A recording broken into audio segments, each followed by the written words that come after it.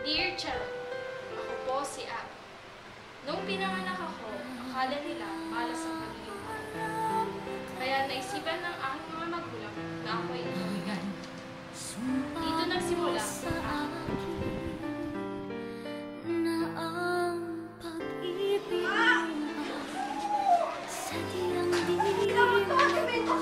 Ito na, Dok. Tawag ka.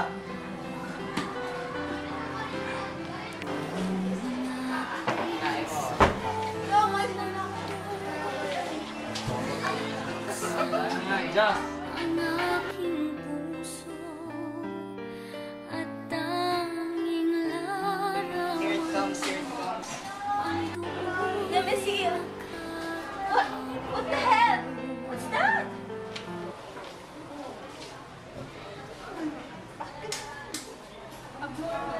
Gusto mo sa'yo na lang? Hindi ako na siya kapabigay.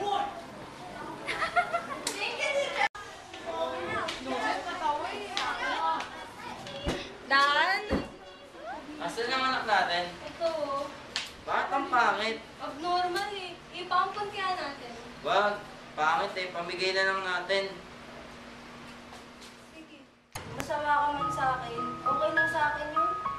Kasi, ako, basta wala eh. Mahal na mahal ko kayong lahat. Sana magkaayos na tayo lahat.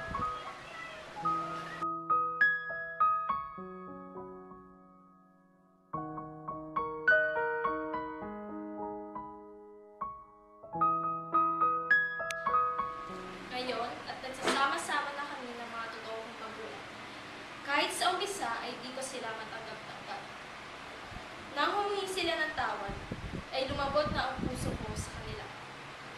Gumagalang ako sila. Taas na kaanyuan ay hindi basehan ng kagandahan ng